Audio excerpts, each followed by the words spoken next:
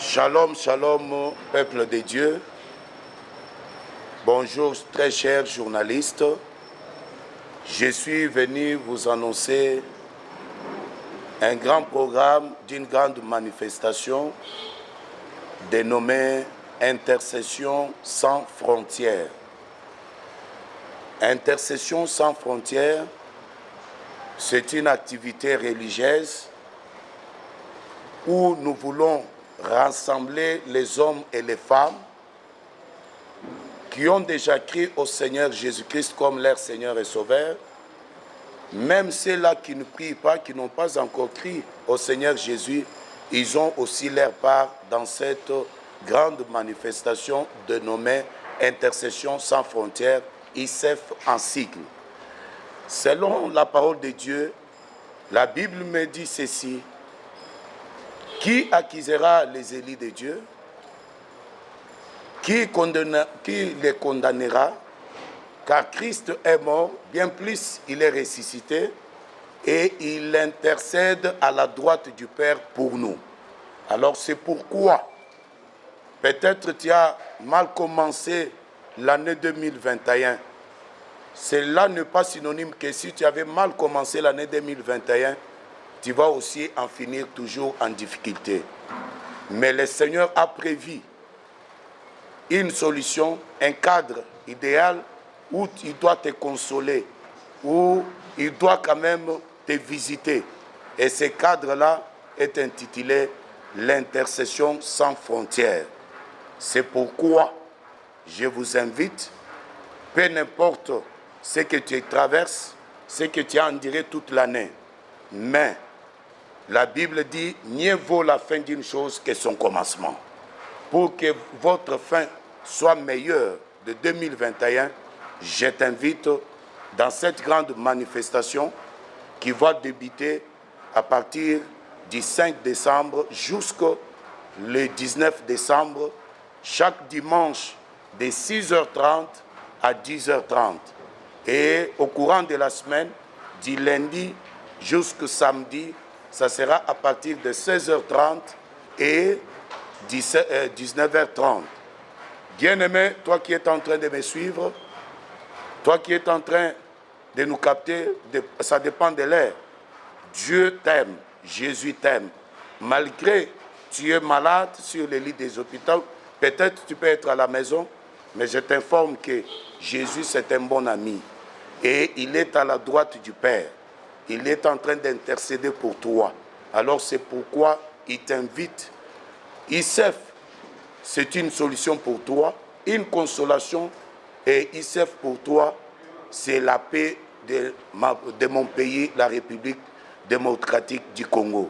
Alors, je suis venu ce matin pour vous annoncer cette bonne nouvelle que Jésus, après avoir nous sauvés à la croix, pour le moment, il n'est pas seulement un sauveur, mais il est un intercesseur. Il intercède à ta faveur. Et c'est pourquoi je t'invite de venir dans cette grande manifestation dénommée Intercession sans frontières, ICF en cycle, qui aura lieu dans notre grande assemblée Sec la gloire sur l'avenue Congolo, numéro 64, dans la commune de Kinshasa. Merci, que le Seigneur vous bénisse. Je réponds au nom de Percy Tibono, journaliste à chez le magazine télévision. J'ai 5 questions à poser au pasteur. La première question est de savoir pourquoi voulez-vous parler de ISF. Ma deuxième question, l'originalité de la vision. La vision, vous avez été inspirée ou bien vous avez tiré ça dans un passage. Ma quatrième question est de savoir il y aura combien de thèmes, il n'y a qu'un seul thème. Et ma cinquième question est de savoir s'il y a combien de orateurs. Merci beaucoup. Je pense, tout d'abord, l'origine de cette vision, ce n'est pas quelque chose que j'ai copié quelque part, mais dans mes intimités avec Dieu, sachant là où le Seigneur nous a puisés, c'est-à-dire Dieu nous a fait grâce et nous a ramassés dans l'intercession. Alors, tout en étant intercesseurs, Dieu nous a élevés. Aujourd'hui, nous sommes ses serviteurs à la parole de Dieu dans le ministère. Et le Seigneur nous a inspirés à réunir tous ceux-là qui ont passé par l'intercession et ceux-là qui ont goûté la grâce de Dieu dans la prière. Même peut-être qu'ils sont en train de traverser des moments difficiles, mais le Seigneur a besoin d'eux pour qu'ils viennent dans la prière de l'intercession sans frontières. Alors l'origine est céleste, la vision est céleste. Pourquoi? Je pense dans votre question, vous avez dit où est-ce que nous avons tiré cela. Je pense bien dans la Sainte Bible, dans le Nouveau Testament, Romains chapitre 8, à partir du 34e verset, la Bible dit « Qui les condamnera, car Christ est mort, bien plus il n'est pas seulement mort, mais il est ressuscité. Il est monté à la droite du Père, il intercède à notre faveur. » Alors c'est là où que nous avons trouvé que, après que Christ ait nous sauvés à la croix, il n'a pas croisé les bras. Mais le rôle qu'il joue maintenant, c'est l'intercession. Et nous aussi, comme son Église, nous devons imiter ce que notre Maître fait. Alors c'est pourquoi nous avons instauré cette vision sur l'intercession sans frontières. Les thèmes retenus pour cette année 2021 est Jésus-Christ Oméga. Oui, nous aurons à peu près 7 orateurs. Si l'occasion est là, je sais que je vais vous énumérer pendant que nous sommes en train de continuer. Oui, je pense que je ne suis pas à la première expérience, mais l'impact, je me confie en Dieu. C'est lui qui suscite le vouloir et le faire. Et dans le temps que nous traversons, beaucoup de gens traversent des moments difficiles. Commençant par notre pays, nous sommes en train de faire l'effort pour relever les niveaux sécuritaires par les gouvernements et les institutions. Mais il semble qu'il y a trop d'ambitions. Au niveau de la vie sociale, le peuple est en train de gémir. Le gouvernement est en place, il est en train de travailler. À part le physique, il faut aussi qu'il y ait l'appui spirituel. Alors c'est pourquoi nous avons instauré ce programme de prière qui ne va pas seulement s'arrêter au niveau des 4000. Nous avons dit intercession sans frontières. C'est-à-dire, on va prier sans limite, sans blocage, sans de barrières. Alors, on doit toucher même d'autres niveaux de vie sociale, niveau, comme la Bible nous dit, prier pour tout le monde et on énumère les gens pour qui il faut prier. Merci. Je vous en prie. J'ai une question à vous poser. Qui peut participer à ce programme de l'ICF? Et seulement les membres de la communauté secte ou les chrétiens ou les personnes aussi? Merci beaucoup, très chers journalistes. Que le Seigneur vous bénisse. Tout d'abord, par ne fût-ce que la nomination de la manifestation, c'est dit l'intercession sans frontières. Ça ne concerne pas seulement les gens d'une communauté quelconque, ni les gens d'un coin de milliers quelconque. C'est sans frontières, c'est tout le monde. Et je profite devant vos micros et devant vos caméras pour inviter les hommes et les femmes, même ceux qui sont élevés en dignité dans notre pays. Que le Seigneur vous bénisse pour les efforts que vous êtes en train de fournir. Mais il faut savoir que Jésus a dit, sans moi, vous ne pouvez rien. Alors je vous invite aussi à vos efforts, ajoutons la prière, et pas n'importe quelle prière, une prière de l'intercession sans frontières. J'invite ceux qui sont sur les lits des hôpitaux, ceux qui sont dans leurs maisons malades, ceux qui ont des problèmes, ils ont des blessures internes. Vous êtes invités. Même toi qui as vu la main de Dieu au courant de toute cette année, de n'importe quelle manière, il faut être reconnaissant à Dieu. Et le Seigneur Jésus vous invite à faire ce qu'il est en train de faire pour le moment à la droite du Père. C'est l'intercession sans frontières. Merci. Pasteur Nalanio, lobby, Jésus à la droite, il y a Père, avec intercédé. Ceux qui déjà ont intercédé. Ce photo semble la dessous. Ceux qui déjà ont intercédé, puis à la bénéfice donc l'intercession est directement et comme il prend colo, il se pose de la garde à résultat. Ça c'est la première question. Deuxième question, namoni olobi mamoni sur le programme ya milulu batranche et puis ndenge babongi les amis epesi biso donc c'est ça là deux petites questions à la merci na pesi bino longonya merci mingi zamba pambolo pona mutu na moko ya mutu ya makasi oui na utikola kisa awake intercession sans frontières c'est le modèle de Jésus-Christ. Pour le moment, Jésus n'est pas seulement un sauveur, il nous a déjà sauvés. Mais ce qu'il fait maintenant, c'est intercéder pour nous à la droite du Père. Pour tout ni était, le col a sili a intercédé. Je pense que c'est ça, motuna nayo. Il faut biso peto sambela. Toye bana ko intercéder. Oui, pour nani. Il faut qu'on y ait banan. Selon Mukanda Nazambe, Romains chapitre 8, versets 26 à 27. Batu oyo bandimeli Yesu mi malombo na biso eza ya molimo. Et c'est pourquoi tango tangi na Biblia ezali koloba toyebi lolenge ya kobondela malamu te mais molimo na Nzambe ezali kobondela kati na biso na basupir inexprimable. Elingi koloba ete ata Yesu azali na loboko ya tata azali ko intercéder biso pe oyo toyamba molimo ya Yesu toza na kati ya lisanga ya église soki molimo wana eza kati na biso il faut tokoba na kosambela tango tozali ko intercéder molimo eza kati na biso ezali ko intercéder yango nde ezali ko exciter Yesu na droite du Père po ete azala biyano na makambo na biso. Nalingi kosimba makomi masanto. Soki toke na Acte des Apôtres chapitre 7, tozali komona mutu moko kombo na ye Étienne diacre rempli du Saint-Esprit na vie moko ya malamu.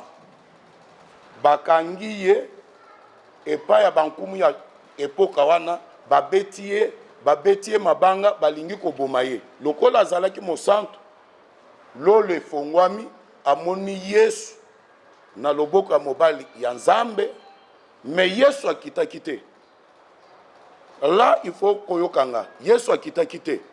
Na ndenge bazobeta Etienne mabanga basali ngomba ya mabanga bazokende kokanga pe esepelisi bayi ebelo bake kokanga pe Jacques bakatie mutu balobi ezangonga ya kosilisa bato oyo baza na sécurité. Nalingi kolakisa yo importance ya losambo na biso. Tango bakangi kaka Pierre batie na boloko ke lobi basambisa ye po bakufa. Église oyo ezalaki na kati na bango na molimo na Nzambe basutumuki bakoti intercession. Intercession basalaki c'était une intercession sans frontières.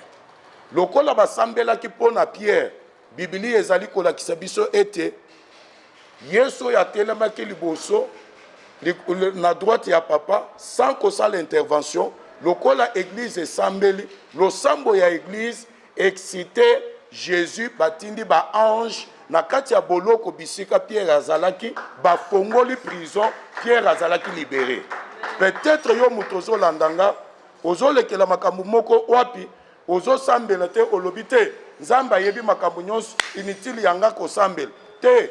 Ata Nzamba yebi Yesu aza na loboko ya tata zo intercéder po na yo mais yeba ke losambo na yo ekoexciter Yesu pour a libérer ba ange bakita baya ko secourir yo.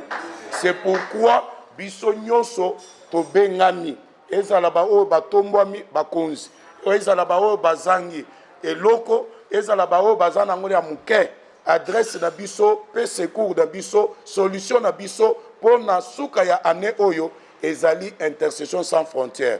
Soki okebite soki église et telemaki te basalaki losambo te balingaki pe koboma Pierre elinga koya tout ya mutu mususu na ebite ce que tu es en train de traverser dans ta famille solution nango intercession sans frontières. Nzamba salaki pona Pierre abimaki na boloko yebaki na losambo oyo ba prison ya monde des ténèbres ekotikala polele puisque nguya Nzambe kokita Nzambe ya nolaka na mabondeli azali Nzambe oyo akodélivrer pe ba onyonso bakangami. Merci. Madame. première question est celle-ci. Que pouvons-nous retenir de l'intercession sans frontières? Deuxièmement, comme vous avez dit, c'est l'intercession sans frontières. Mais il y a d'autres personnes qui sont maintenant malades. Il y a d'autres dans des prisons ou je ne sais pas comment, et aussi peuvent bénéficier de cette intercession parce que ça va seulement passer ici à l'église. Maintenant, pour les gens qui ne sont pas ici à l'étranger, comment ils aussi peuvent faire pour bénéficier de ça? Merci beaucoup. Je commence par la première question. Qu'est-ce que nous pouvons retenir de l'intercession sans frontières? Ce qu'il faut retenir est que intercéder veut dire tout simplement prier à faveur d'eux. Sans frontières veut dire ce qui est sans des limites. Ce qui est sans barrière ni obstacle. Mais ce que vous pouvez retenir est que Dieu invite son peuple dans sa présence. Et quand nous venons dans la présence de Dieu, tant tozoya na bozalisani nzambe yeba que ezali na mutu ata moko te akobima ndenge akotaki. Intercession sans frontières ezali lokola losambo oyo tozosala likolo ya ngomba. Soki otangi na kati ya Biblia, Matthieu chapitre 17, premier verset jusqu'à 3e, Biblia ezali kolakisa biso ke 6 jours après, Jésus a memi bayekoli na ye. Na kati na bango ayeko bimisa misato. Amati na bango likolo ya ngomba ya kotombwama sur une haute montagne. Ba losambo mususu oyo babandaki kosala yango na kati ya uma pe na bangomba mususu. Mais pour la prière mususu o nazoloba awa bamati sur haute montagne. Tango bamataki bongo, Biblia ezali kolakisa biso Yesu abongamaki liboso ya ba disciple na ye. Eloko ya liboso. Eloko ya mibale bazo vivre le surnaturel de Dieu. Moïse na Eli bazo bima. Eloko ya misato bazo vivre le surnaturel de Dieu. Lola ezo fongwama nzamba zo lobake oyo nde mwana nanga na koyoka. Alors na kati ya ISF, ce que tu peux retenir est que c'est une prière qui est différente d'autres prières, une prière qu'on va faire au sommet de la montagne, et cette prière va amener une transformation dans ta vie. C'est Jésus que tu as crié, c'est Jésus qui t'a gardé toute l'année. Mais dans l'ICF, il sera transfiguré pour transformer ta vie, changer ta vie et ta situation. Le même Jésus fera des surnaturels dans ta vie. Ils ont vu Moïse et Aaron et Élie. Babanda koyoka bangoka na masolo, ba vivre bangote. Mais na kati ya losambo, ya likolo ya ngomba, ba yeko vivre Moïse na Élie à live. Na linko yebisa mutu moko, ozana ba prophétie ba pesa yo. Ozana ba message ba pesa yo, ozana ba lombo osala ebandeli ya ne na sala boyo na bala na bot makamone tikali kaka na histoire. Mais na intercession sans frontières, particularité nango oyo yoka ozobika yango. C'est pourquoi je t'invite et le ciel sera ouvert. Alors je déclare, c'est que la gloire ou bien c'est lié, je déclare au nom de Jésus que ce lieu sera une haute montagne de Dieu. Motunyon Sakoya Kokota, Akokuta na Nzambe, na surnaturel, et Dieu va changer sa vie. Merci. C'est ça la particularité. Et programme, pour na batoyo, bazana moyen ya koyate, na kanisi bien toluki bino ba journaliste, et ça na compte ya réseaux sociaux, bakolanda en direct, et ça pena ba chaîne, oyo bakozala connecté. Atoza na moyen ya kolanda bisote soki ozali na Congo avant ICF facile soki ozolanda dernier jour okoya kosilisa na biso ensemble puisque le Dieu de l'ICF c'est un Dieu de solutions. Akopesa bokas okobika na kombo na Yesu. Merci beaucoup. Merci beaucoup Mama Bijou Bimpe. Zambe na likolo apambola yo pona mituna malamu. Pona Tout d'abord, tolobi intercession na biso eza sans frontières. Tolobelika pona bato oya Kinshasa te. Ata ozana intérieur, bisika nyonso kozwa biso, ezala ozali banda ya mboka, bisika nyonso kozwa biso, yeba ke programme oyo eza ya yo. Modèle nini tokosala ou totie po ete bazala en contact, tolobi ete tokopesa na bande oyo ekoleka na ba chaîne, tokopesa numéro na biso po ete bakolanda na ba chaîne YouTube, na ba WhatsApp, na ba Facebook, ndenge Instagram et les autres. Et puis bakozala connecté na ba chaîne nyonso ezali awa po ete bazwa ba programme ya intercession sans frontières. Eza na ba affiche ba track ya muke o tosali pona bangonga. Deuxième question na yo, eza que osambelaka, n'est-ce pas? Mais pona nini otieka kasiko. Je pense c'est ça. Oui, oui. Nzambe yende maître des temps et des circonstances. Ata tosambelaka, mais Nzambe a pesaki biso nanu inspiration oyo te. Mokolo a pesi biso eza temps oyo. Et c'est le temps voulu de Dieu. Alors c'est pourquoi nde totie.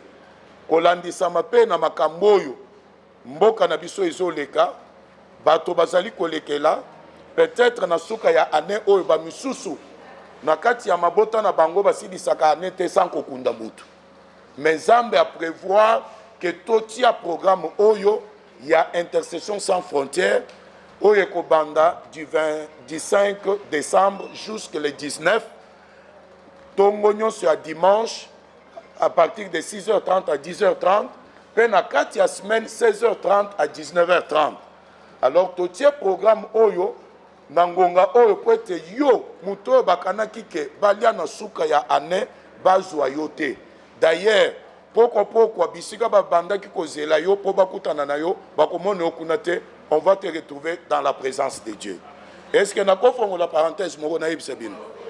Puisque oyebi pona nini pasi ya Job ekobaki mingi e umelaki pe aussi le komituna nazo ya nola yo pasi ya Job ekangaki pe ekobaki pona nini puisque Job était intègre, craignant Dieu droit, mais Job ne se présentait pas dans la présence de Dieu. Ce que otangi mukanda ya Job chapitre 1 verset 8, quand Dieu se réunissait avec ses enfants, Job, comme enfant de Dieu, craignant Dieu, il était absent. Nde Satan a l'équipe batuniye, a lobi na moniye, mais au bateli biloko na nde azobanga yonde boy. Conseil na discussion wana Job absent, c'est pourquoi kwa na kati ya likama pe souffrance na yezo silate. Nazo senga na mutu moko, tu traverses des moments difficiles, mais ceux qui ont dit ko ya na présence ya Nzambe na kati ya Yosef yeba ke passe na yo ekotelema. Soki oboyi yeba ke ekokoba. Nalingi ko expliquer yo. Tala le souverain sacrificateur Josué. Zacharie chapitre 3 premier verset. Tant hier azomi présenté devant Dieu. Satan azoyandenga ayaki pona Job devant Dieu. Azali ko accuser souverain sacrificateur Josué. Tango azo accuser Zamba moni Josué na présence na ye. La Bible dit que l'ange de l'Éternel a réprimandé Satan. Puisque Josué était dans la présence de Dieu. Nalingi ko benga bande ko na biso nyonso. Atozo lekele likambo nini. Ato tombwami lelo, okomi na bureau, okomi na présidence, okomi na ba institution, mais kobosana te. Ozwa yango na intercession, ozwa yango na présence ya Nzambe. Lelo ozobosana Nzambe. Yeba que si tu es absent sur le plan spirituel, là où on traite des choses, yeba que makamunyoso ekoya à votre défaveur. Mais si tu es présent sur le plan spirituel, Dieu va te défendre. Dieu n'a pas défendu Job, mais il a permis que Satan le touche, puisque Job était absent lorsque Dieu se réunissait avec ses enfants. Mais comme Josué, le souverain sacrificateur était dans la présence de Dieu, Bibli l'ange de l'Éternel a réprimandé Satan. Et plus tard même, on nous révèle qu'il était dans la présence de Dieu, mais avec des tenues sales. Malgré salité ya bilamba, Dieu a ordonné balongo la salité, balatisse bilamba moussous. C'est pourquoi je te dis, à ta caractère nayo, obundani na eloko, poti kayango kokite, mais viens dans la présence de Dieu, Dieu va changer votre caractère. Viens dans la présence de Dieu, bitumba famille, Dieu lui-même a quoi réprimander banguna nayo, denga réprimandaki Satan, le prona souverain sacrificateur Josué. Merci. La toute dernière question. Merci beaucoup, que Dieu vous bénisse, notre bien-aimé frère. Vous m'avez demandé 3 questions. Première question, communiquer dans 3 langues ou 2 langues nationales. Merci. Je vais le faire sur votre demande, mais langue nyonso ezaya biso, biso nyonso tozaba congolais. Et au-delà d'être congolais, nous sommes chrétiens. Alors, makambo ya kokabola ezate. Nazali kobenga basi pe mibali, ba mama pe ba papa, lokola ba bilenge pe bana. Na milulu munene oto bongisi na grande assemblée sec la gloire. Oyo ezwami na Congo na commune ya Kinshasa, avenue Congolo numéro 64. Référence croisement Congolo de l'école, non loin de la grande avenue Bokassa. Nazali kobenga yo pona nini? Po ete toya kosambela na yo elongo na intercession sans frontières. Osambeli na kati ya ane eza malamu. Mais intercession sans frontières ezali losambo otozo sambela likolo ya ngomba. Me yebake ngomba eza mangenge ngete ata malukute. Puisque Yesu ayanoli femme samaritaine ke ekozala na ngomba oyo te na Yerusalem te, mais le temps viendra où esili kokoma où les vrais adorateurs adoreront le Père en esprit et en vérité. Toloba ngomba munene ya Isef ezalinde na molimo. C'est pourquoi j'ai déclaré que la grande assemblée sec la gloire na suka ya ane oyo ezali ngomba munene pona yo. Bongisa molimo na yo tomata na yo. Isef intercession sans frontières ezali malombo oyo ezali nandelote. Ezali malombo oyo kokutana na obstacle te. Ezali malombo oyo eza kabola batu te. Ezalo sambelaka eseka songolo pakala fulani biso nyonso. Ato tikala kosambela te. D'ailleurs eza occasion pona yo. Po ete oya kokutana na nzambe. Tango Yesu homme de Isef amataki na ngomba na bayekoli na ye, Biblie ezoloba, il fut transfiguré. Il y a eu l'apparition, il y a Moïse na Élie, les surnaturels. Le ciel s'est déchiré, la voix fut entendue. Na kati ya Isef, biloko misato eko salema. Dieu va changer ta vie et il y aura les surnaturels pour toi et la voix de Dieu sera entendue pour ta vie. Na batu balobi pe mingi na vie na yo. Utamela depuis année bandi. Yaka, Yesu azana liloba moko, alingi aloba. Tango yo kosambela na mokili. Yesu na molimo, liboso ya nzambe, eko excité ye, a libéré ba ange baya na vie na yo, po ete ba délivrer yo, ndenge ba délivraki Pierre na kati ya boloko. Merci. Nakanisi motuna, sec la gloire ezawat, sec la gloire ezali na commune ya Kinshasa, commune mère. Na avenue Congolo, numéro 64. Référence, avenue Congolo de l'école. Non loin de l'avenue Bokassa. Perso ki olingi kozwa biso, kolanda en direct manifestation, tozali na compte na biso ya YouTube Lambert Kabengela TV. YouTube Lambert Kabengela TV. Facebook Grande Assemblée Sec la Gloire. Là, ça sera en direct. Na baninga na biso nyonso baye qui vont nous accompagner pour atteindre l'objectif. Merci. Que Dieu vous bénisse. S'il vous plaît, vous pouvez donner aussi directement le programme. Oui, je donne les programmes. Le bien la langue. Pourquoi ça y est ça? N'est-ce pas? Na Chiluba, na Njimunu Bikila, Uchibilu Chinena, Cha Masambila. Chibilu Chinjinke Babilo Bubia Masambila. Wo Mubantunta Kena, Kumangenge, Kumikuna, Bambile Nuluai, Mu Intercession Sans Frontières, Chibilu Chabilo Bubia Masambila. Muntu yonso tumwete jibaka mujisambila, mwana mujisambila, mujumu mujisambila, ukaji ministre wa Nzambi, wenze bishimani malo kukema, vuluka kujinzambi mkwangwila kwa intercession. Mema Nzambi wakangangwila kwa intercession, kibwa chini mumpesha, bujito ebu wa intercession sans frontières. Luaku, ujini chilumbu ni malu, atikai ni solution to, njinkulomba ni, luaku kabiji, mu intercession sans frontières, Chibilu Chinene Chichenzeka, Chamilombu, Kubangilo Kumatuku Atanu, Angondo Ajikumini Muibiji. Tini Kumatuku Jikumini Chitema, Angondo Ajikumini Muibiji, Muchiju Muchitu Jinachechi. Jiba Jones Jamahingaja, 16h30 à 19h30.